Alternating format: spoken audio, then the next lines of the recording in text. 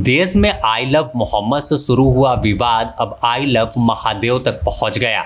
एक तबका आई लव मोहम्मद का पोस्टर बैनर लगा रहा है, हैशटैग चला रहा है, तो इसे आगे बढ़ाते हुए अब आई लव महादेव का ट्रेंड भी सोशल मीडिया पर आया और कई जगहों पर जो है सड़क पर उतरकर लोग हाथ में आई लव महादेव लिखे पोस्टर लिए दिखे।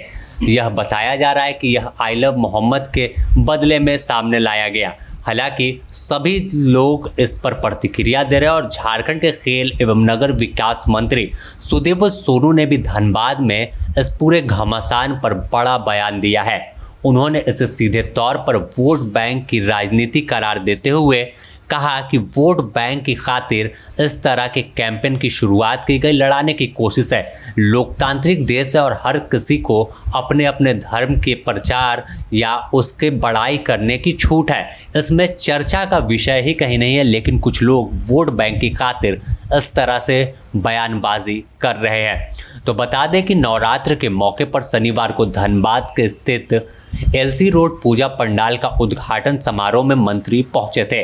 मंत्री सुदेव सोनू ने प्रदेश के साथ साथ देशवासियों को नवरात्र की बधाई भी दी है और कहा कि माता रानी से आग्रह होगी कि प्रदेश सहित देश में नवरात्र शांतिपूर्ण संपन्न हो। इसके साथ ही देश में जिस तरह से बवाल मचा है, धनबाद में भी आई लव महादेव और आई लव मोहम्मद विवाद पर उन्होंने प्रतिक्रिया दी और सीधे तौर पर कहा है कि संविधान में हर नागरिक को अपने आराधना पूजना का अधिकार है। मेरे हिसाब से इस पर बहस नहीं होनी चाहिए। देश में अन्य कई जटिल मुद्दे हैं, उस पर चर्चा हो तो बात अलग हो, लेकिन इस तरह धार्मिक टॉपिक पर जो है बहस करना कहीं से भी सही नहीं है।